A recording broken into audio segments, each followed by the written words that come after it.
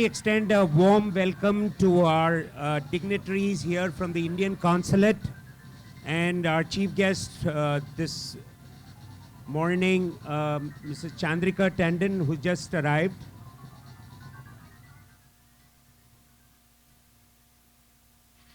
On behalf of the ATEA Northeast region, I'd like to welcome you all this morning to our first regional conference here. And would like to thank each one of you to have taken your time off from the long weekend, Memorial Day, to be here. I'd like to acknowledge our guests who've traveled from far and wide here in the US and also across continents from India. Thank you so much. We have representation from California, from Chicago, from Washington, D.C., Virginia, from Connecticut, and of course the tri-state here, New Jersey, New York, Pennsylvania. Thank you so much for being here this morning, and we look forward to all of you participating and enjoying the day with us. I promise you all that it's going to be a very exciting day for all of us, and especially the budding entrepreneurs. We have a lot of youth talent, which is all the budding entrepreneurs who joined us. So unlike most of these events, when you go to an entrepreneur meet, essentially you find people who are owners of companies that have already reached a level, but this was one event where we decided to bring and had youth participation. So we welcome you all, and I hope this is a very enjoyable session for you people, and as you get on your entrepreneurial journeys. As you all know, ATEA's mission is for us Tamils in particular to link, learn, and then lead. So essentially we will focus on that, and that's why we gave you all about an hour now to network and know each one of us today. We are about 180 of us. I won't say 181 because there's a 5 code. So given that, with the mission in mind, I look forward that you all will have a good interaction with the stalwarts from respective industries that they come from. We are, as you know, covering a wide spectrum of businesses, right from technology, which most of us have been associated with, cutting across financial services, insurance, franchising. We're covering this as a business, especially for those people who have a day job and would like to transition into running a side business. So we'll have a panel on that as well. And above all, and without further ado, I'd like to thank some of our guests who've come from India, Mr. MVS, who's here. Thank you, sir, for being here and taking time to travel. He's just traveled for this with his family to be here at the ATEA event. So thank you so much. And I'd like to take a few minutes to introduce our ever-growing ATEA team. We have the ATEA founding members, Mr. Lena Kannapan and his team here. Please, could you please stand up, all the ATEA members, so that we can see each other and kind of recognize, because many of us, when we were talking this morning, said that we didn't know that ATEA existed, till somebody actually told me that she is from New Jersey but was connected to the ATEA members in West Coast. So that's how they learned about ATEA. Good morning, ma'am. Welcome. Ms. Chandrika Tandon. She just joined us.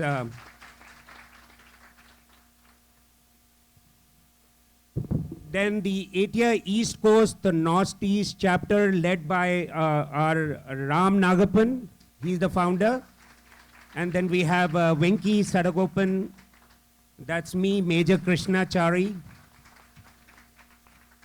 And then we have Mahindran, Balashan, Annamalai, our treasurer. And then we have Cecilia Smitha Jackson.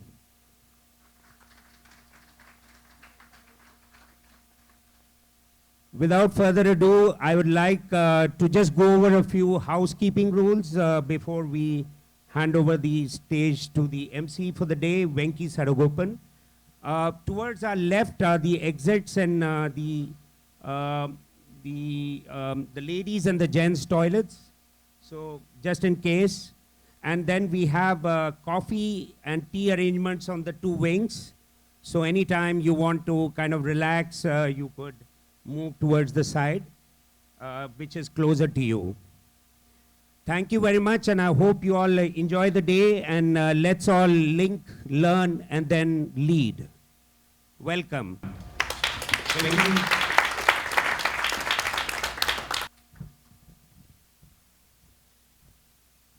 Morning, everybody. I'm Venki Sadagopan, and I'll take you through the proceedings of the day. Really nice to have all of you here on a lovely rainy day.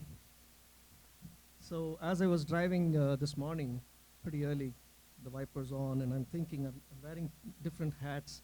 So what kind of people are we going to meet today? People who, some of you over here, some of you might be thinking, okay, this is just another event, we'll go, we'll attend. No expectation at all, go back. And then there could be others who might be thinking, if I can just make one solid connection that'll help me take my business forward, that'll be great. And then there'll be other people who might be thinking, I hope this day turns my life upside down. I just want to change everything. I'm working, I want to become a business person, entrepreneur, don't know how to do that. I hope this event does this. So there is all of that for everyone. It is what you take out of this that matters. We've kind of worked hard to put together the right people. We brought people from all over the place. We've got people who have achieved great heights, been there, done that, willing to offer their help, mentorship, advice, guidance, investment, if you have the right business idea. And you have people who are aspiring. So just make the connection, guys. Today is the day. Network like there's no other day. Please do that. So, so many of you are probably already in business. How many people are here, just a show of hands, already own your businesses? Great. And there are others who are, seeking to get into business. So like I said, today's program is structured to help both groups. Foundationally, to all of you, whether you've already succeeded or you're seeking first success in business, it is to ensure that you're still suited for business, right? Many people jump over this step, and that may account for much of the 70%, 70+% of failure rates of businesses. We have one talk here today that will provide the baseline. So you can ponder that question. In order to succeed as an entrepreneur, you must first be prepared to succeed as a business person. Many people jump into entrepreneurship without assessing their suitability for business. So today you can level set that. You need a business mindset, the right psychology, knowledge, skills, operational knowledge, and the ability to execute and monetize your product or service. Most people talk about what you need to succeed in business,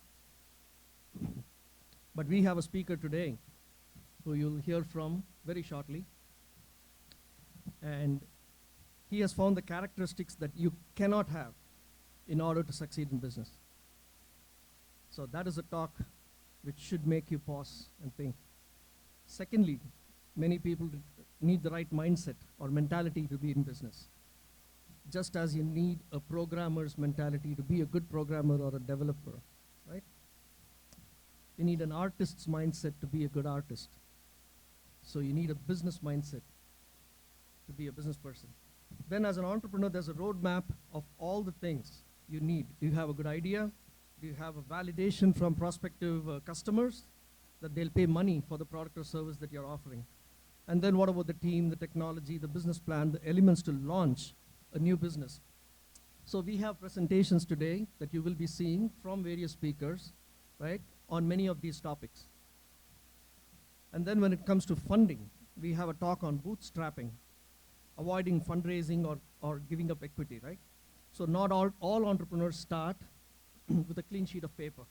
Depending on the amount of risk you are willing to take, franchising may be a good option for you. And we have a panel for that today. We have a franchise panel, and we have speakers from both sides. So you'll be hearing from them. So, and we have, there are so many hot areas for entrepreneurship today.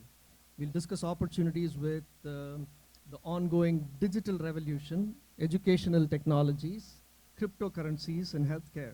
If you have an interest in India, we have the Indian Consul General speaking about the opportunities there, the sunrise economy. So if you want to incubate a company in Tamil Nadu, we have experts who have come here all the way from there to talk to you about that as well. So there is something for everyone. Many experienced people in the audience who have been there, done that so many times before. So like I said earlier, please make sure you network heavily. We have breaks. Lunch is at 12:30. And then we have a cocktail networking hour in the evening. Hopefully, if the rain lets up, we'll open these up and we'll do the networking outside.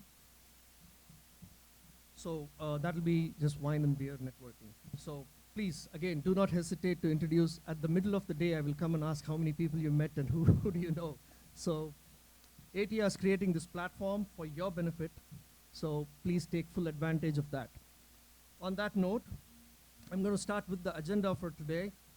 The opening ceremony, I'd like to invite Ram Nagapan, Somalai, and Balaji. Balaji Prakash Rao is the conference chair for TNF 2018, and Somalai Somasundaram, president of Tamil Nadu Foundation. Ram Nagapan, president and chair for ATEA Northeast.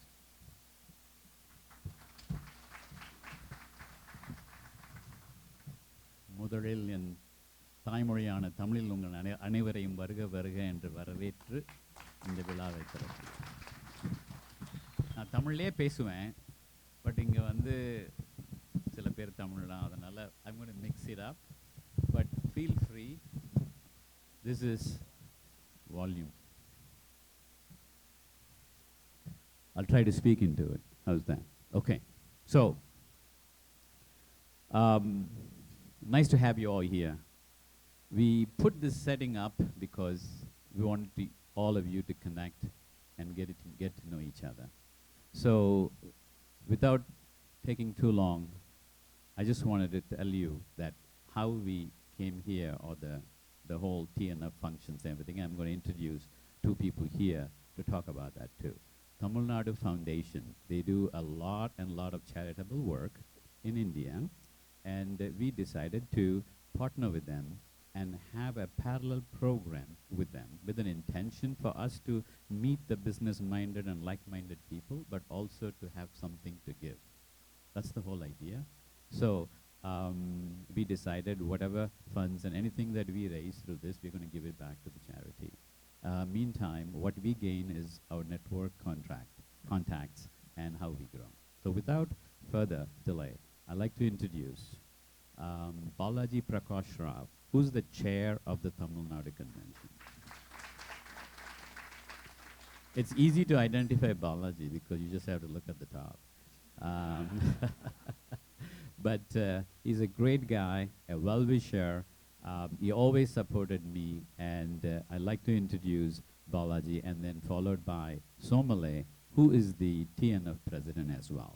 So I just want you to hear what this TNF goal is and why we are here, even though there's a big convention going on 1 mile far away with 2,000 people attending in this bad weather as well. Yesterday it was packed, and today it will be packed as well. So, Balaji, please. Thank you all. So it's definitely an honor and a pleasure to talk in front of all the budding and very successful entrepreneurs up here. And most of all, to see a lot of women up here. So it is definitely a great thing. So I would like to see the shift more, because here you would see about like 10 or 15% of women, but definitely need to be more.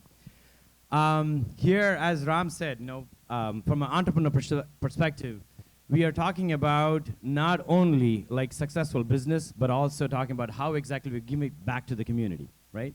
So I'm going to talk about the service part of that one. So we strongly believe that we are obligated to give back something back to the society, and then to uplift and then give the proper platform and the opportunities for people who can come up in life. So that's the key part. So if I look into the ATEA as well as the TNF, there are a lot of overlapping things. So Tamil Nadu Foundation was started by 4 people 44 years ago in Baltimore during a Thanksgiving meet. That's it. That's all it started. People started pulling in like $10, and then after that it grew up so big. Just to highlight a few of the projects we have done, we have completed over 600 successful projects in India, in Tamil Nadu. We have educated over 60,000 children in the past through the ABC program. And then during the Chennai floods in 2015, Tamil Nadu Foundation, working with New Jersey Tamil Changam and many other organizations, we raised over $1 million to help the privilege out there. Now, what is the overlap between ATEA and this one, right? ATEA, it looks to you like, you know what, it's always business, it's money, goals driven, right? So what is the overlap up here? So to me, charity, it need not be just money. Charity is more than that. So I'm a firm believer that throwing money or technology is not going to solve any problem. It's beyond that one. So what you guys are trying to do up here in terms of education, bringing up new entrepreneurs, making them more successful, so that way, bringing the opportunities and then highlighting the pieces for them, that is a huge overlap for us, right? So that's one thing we want to focus. And then the other piece is like women empowerment. So me and my wife have been running an organization for 20 years, a nonprofit organization, to help first generation battered women. So in that one, what we saw was it doesn't matter how educated you are, how successful you are in your career, but if you are vulnerable, you will be exploited. So the key for that one be you need to be empowered, you need to be independent to make your own choices in life. So that was the key part of it. So to me, the second part is I see the women empowerment up here, encouraging the women entrepreneurs. It's a great thing for us. So then what we said was, you know what, how can we collaborate together? So when I brought this thought about, you know what, we're going to run a convention about TNF, Ram immediately jumped in and said, like, you know what, we got to help this out. So let's do something together. And there was a great heart. He immediately said, like, you know what, we are working together on this. So that was the big jumpstart for us. I want to talk about a particular project which is very close to my heart, and it is kind of tying up everything together. The project is called Kannapan. Can you put up the Since many of you know Tamil fluently and some of you have been born and raised here, Kanavu means dream. Agam means home. So our thing is called Dream Home, where the dream should come true. So here, when we went through this mission organization helping battered women, we thought, like, you know, when grown-up women who are very successful in their careers, I'm talking about vice presidents in certain companies, who are engineers, who have been, like, you know, very successful from a qualification perspective as well as from a career point of view, they're still getting abused. Why? Right? So if these mature women can be exploited, imagine about the girls who are so vulnerable back in India, who are destitute children. Right? Every single day is between life and death. What exactly we can do about it? We wanted to adopt 2 kids, but you know what, for some reason it didn't work out. Then we said, you know what, we should be able to adopt as many kids as possible. I know legally it's not possible, but we said, you know what, by heart we should be able to do it. So we are not considering those kids as adopted children for us. We see they have adopted us as mom and dad for them. So that's what we look into it. So what is difference between a normal orphan home and the Kannapan, right? So why? There are diamonds out there, so like, why do we have to do this? Then we said, you know what, it's not going to be a regular orphan home, it is going to be a home for the kids. What is the difference? We give, for any orphan home, if you go into it, the basic thing you should think about is like, let them get food, a shelter, and then go to school. That's all you focus on, right? But the underlying thing which we all miss, I'm not saying which we all miss, but many are missing, is the foundation, which is the love and care, right? In our home, whether you live in an apartment or whether you live in $1 million mansions or multi-million-dollar mansions, the key focus which we do is showing the love and care. I read an article about your sister, Indra Nui, like how she takes care of the kid in spite of her busy schedule too. Like focusing and dedicating that stuff, right? So that's the key part. Irrespective of who you are, what you are, the basic thing which we need to give our kids is love and care. So that's the foundation we built Kannapan on.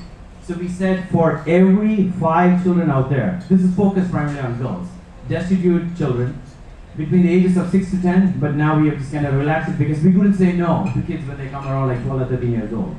So the foundation is love and care. Then the other 3 pillars automatically we built on that. Health. Health is, when you look into it, you're looking at a physical health, but we went beyond that one. The most important thing I feel is about the psychological and mental health of the child. When the kid comes from a very traumatized background, they go through a lot in their life. They are hidden, you cannot see it, they suddenly cry, and then they have the PTSDs, and how exactly we're going to focus on that. So we focus on the mental health first. So we baselined it, and then we want to see the progression on it, how well they are improving on that.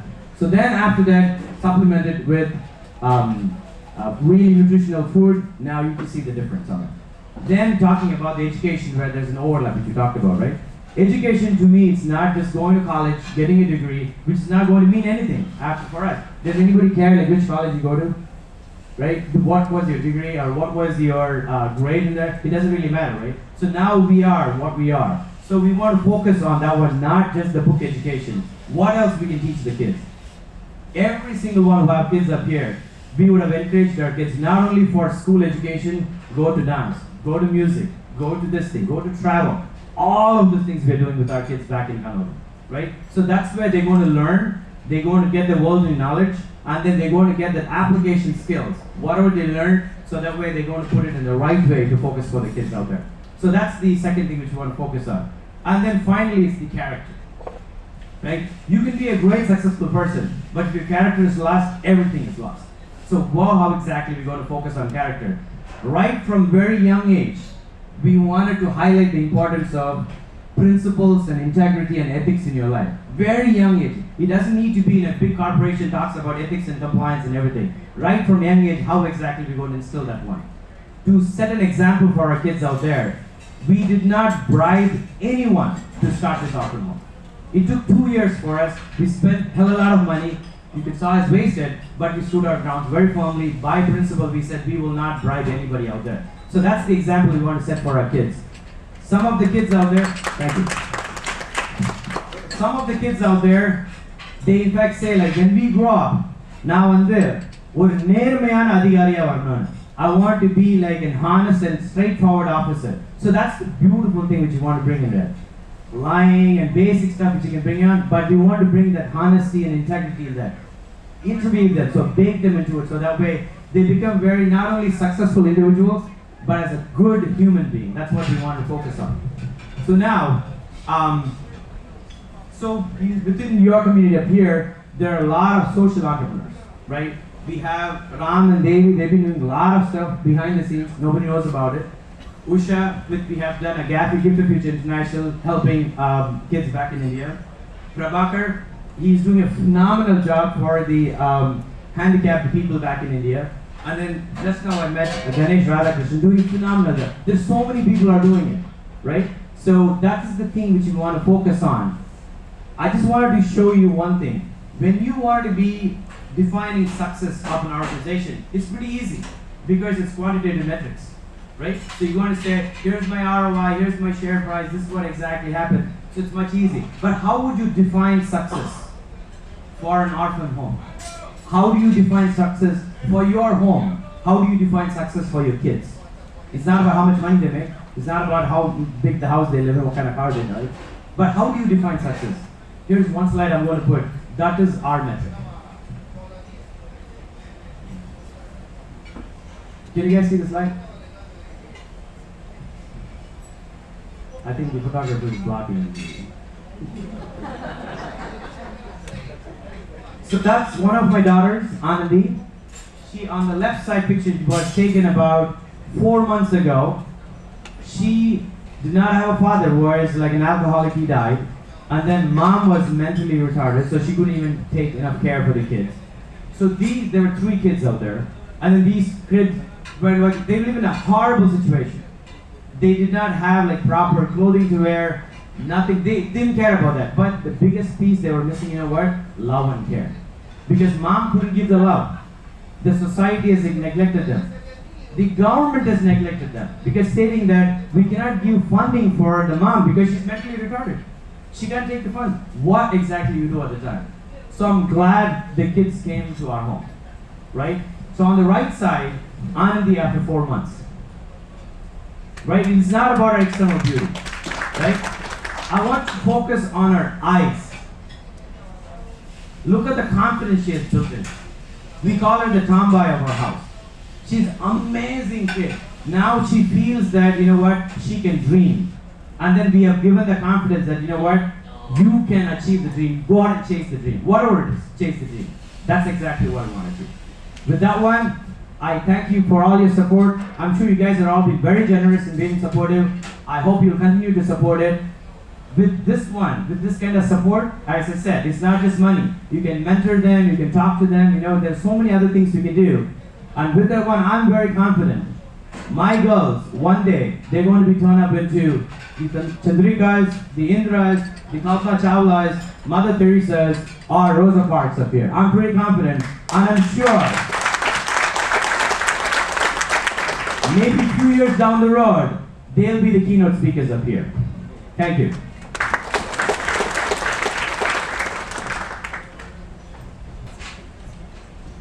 So I just want to see like the TNF convention is going on for 2 full days. Yesterday was a very successful day. And then today we have another, we are expecting going to be like, you know what, a lot of success, a lot of fun, but more focused towards the charitable piece, how we can highlight the importance of that one. Somebody want to say a few words?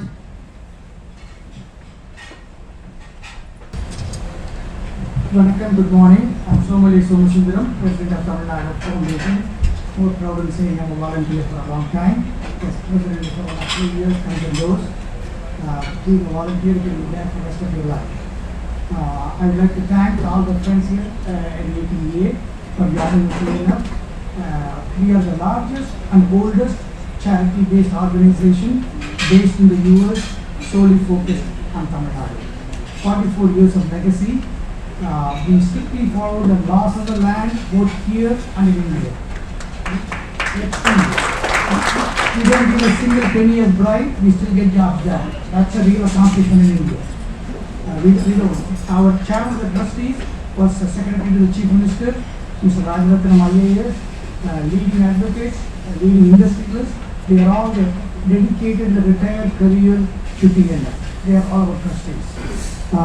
So we have a voluntary board here in the US, represented across the country, both geographical, gender and age diversity. The same way the board, the trustees are all volunteers, and Balaji already mentioned we send about $1 million, which is a good accomplishment. We have a long way to go. We used to send $1 million before when there was a flood, but now we are saying we don't have to wait for the next flood. Let's do it every year. There are a lot of Canadians, a lot of good organizations that need the support of TNF, and the community is generously stepping up.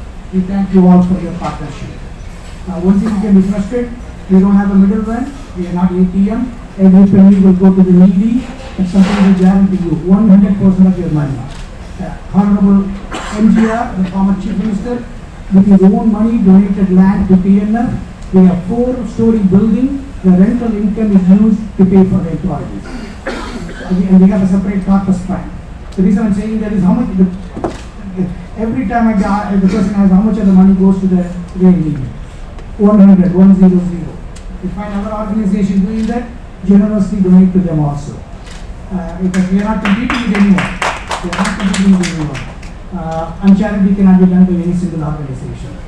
Second, entrepreneurship is extremely important to TNF. We have dedicated one floor. I don't want to steal the thunder. Dr. Jawahar, somewhere there is Dr. Jawahar and Mrs. Geeta. I think they are in your program later. We have dedicated one floor, and I told you about the 4 floors. One floor is completely dedicated for entrepreneurship. It's more technology based, rural development. They are from REC Trichy. They will talk more about it. Part of the corporate social responsibility is becoming big in India. We are tapping into all that to help rural entrepreneurship. So it's not just money. A lot of you have incredible brain power. We are talking about reverse brain drain. Tevai ungaludiya movai. That's what we are saying. We are not really always looking. We would love to have your checkbook. Don't take me wrong. But we want your brain. We want you to help us bring the next generation of entrepreneurs throughout Tamil Nadu, particularly in rural areas. Looking forward to this continued partnership. Thank you to Ram, Kannapan, Prabhakar, Usha, a lot of other people who put this together, because it's not easy to bring 2 organizations together. It's very easy to take them apart.